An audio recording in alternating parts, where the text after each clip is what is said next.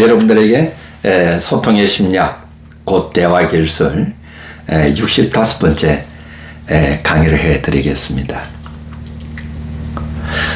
우리가 여러 가지 대화의 기술 중에서 지금은 시각 확인 기술에 대해서 강의를 해드리고 있습니다.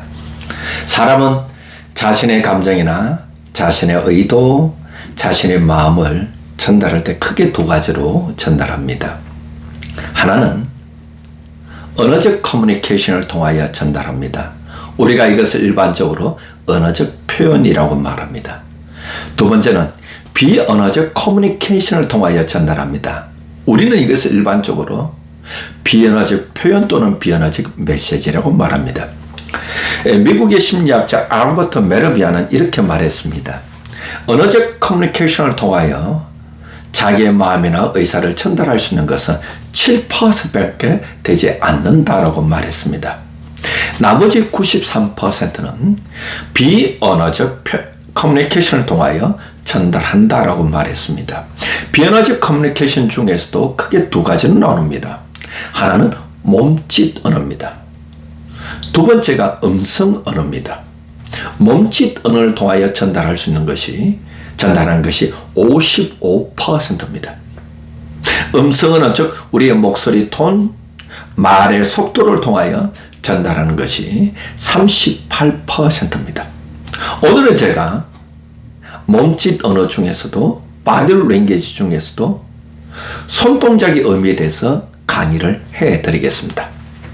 10가지 손동작을 얘기 들으면서 거기에 내포되어 있는 의미를 제가 찾아볼까 생각합니다. 사실 우리가 가만히 보면 우리들의 심리 상태는 비언어적 커뮤니케이션으로 전달됩니다. 비언어적 커뮤니케이션 중에서도 특히 얼굴 표정으로 많이 전달됩니다. 그리고 이 몸짓 언어로 드러나게 되어 있습니다.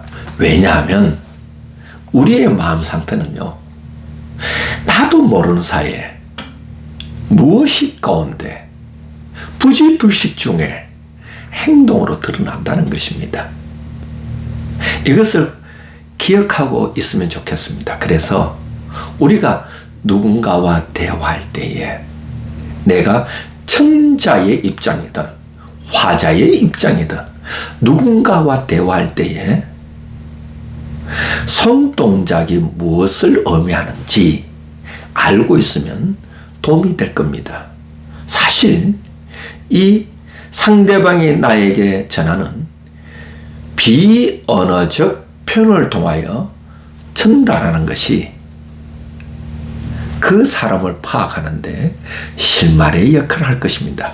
오늘은 제가 앞서서 말했지만 이 손동작의 의미에 대해서 하나씩 해갈까 생각합니다.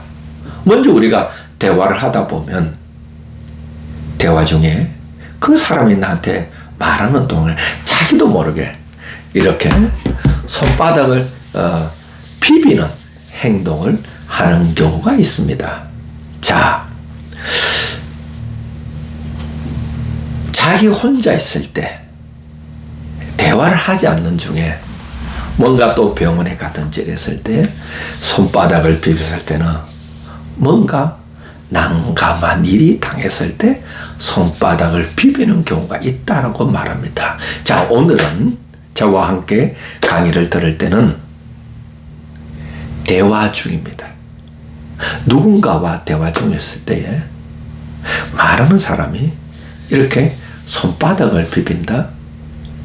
이것은 곧 뭐냐 하면 어떤 의미에 있어서는 나에게 긍정적인 기대를 하고 있어요 라고 전달하고 있다고 해석할 수 있는 것입니다.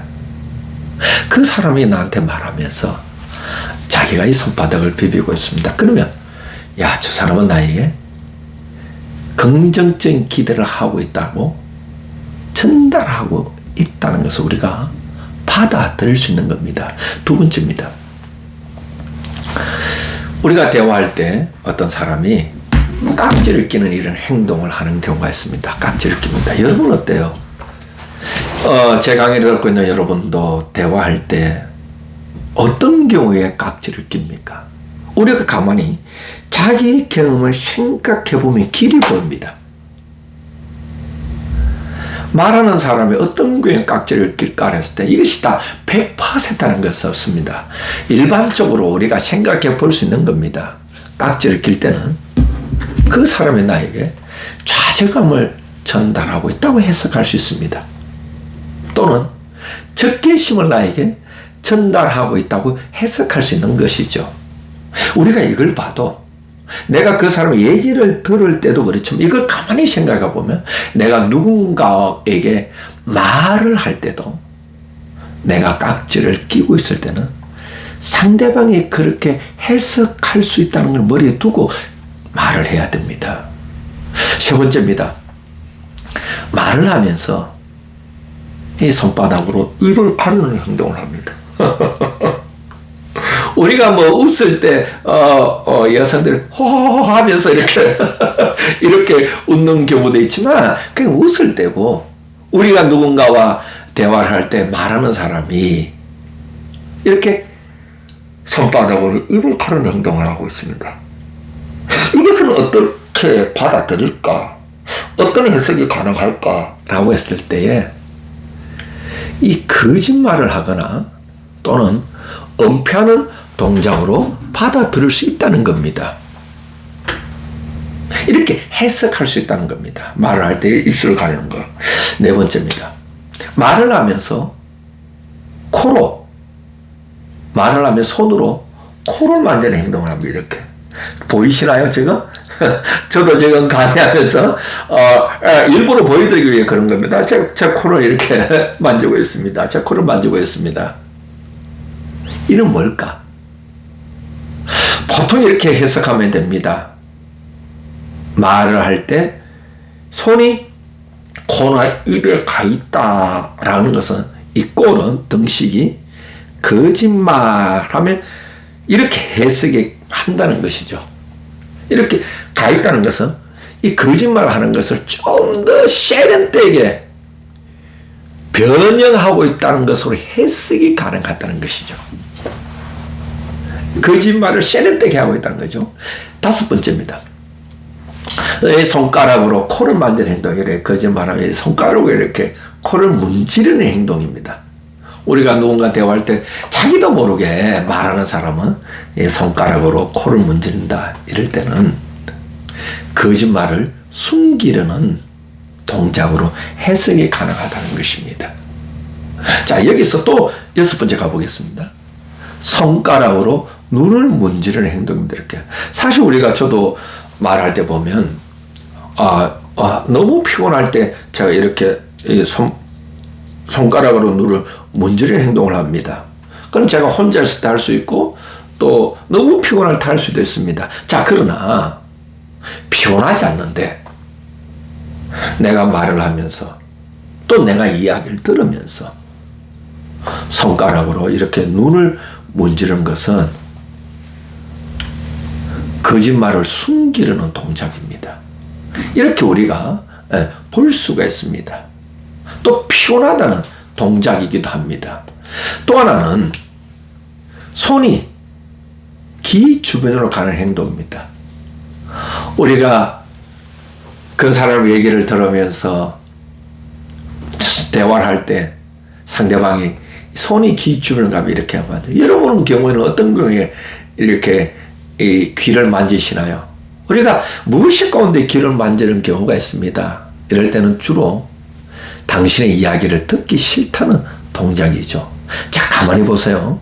앞서서 본 것을 보면 대화 중에 손바닥으로 입을 가리거나 또 손바닥이나 손가락으로 코를 문지르는 행동, 또 손가락으로 또 이런 것들은 대부분 거짓말로 해석을 할 수 있다라고 전달이 됩니다.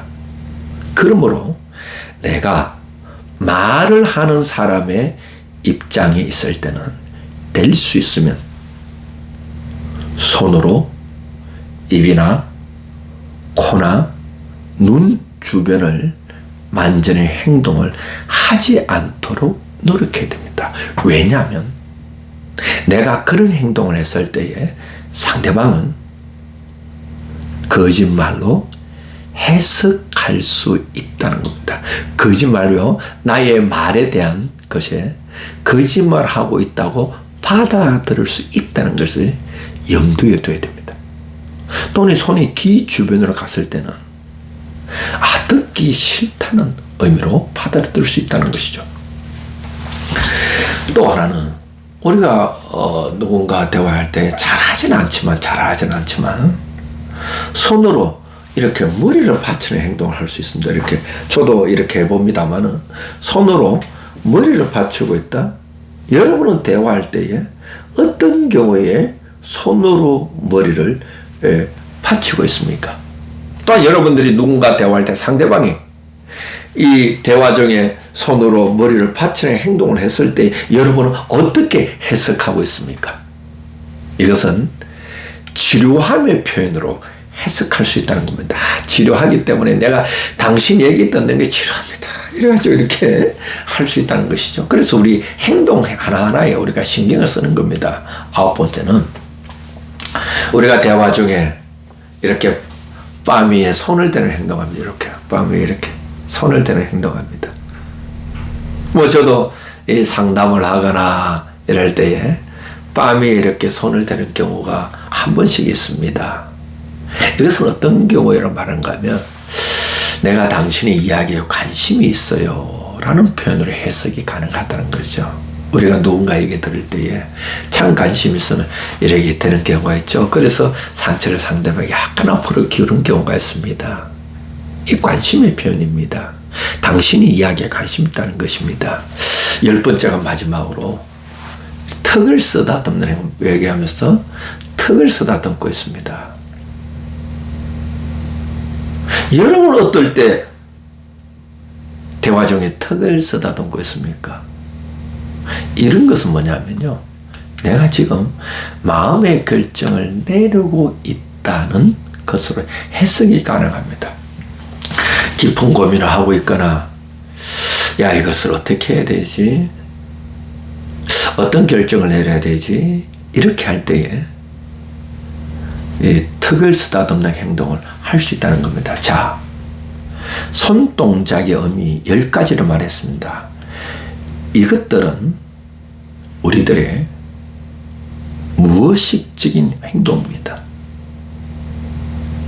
내 마음의 상태, 심리적 상태를 무의식적으로 행동으로 표현하고 있다는 겁니다. 상대는. 자, 그러나 또 하나 잘 들어야 됩니다.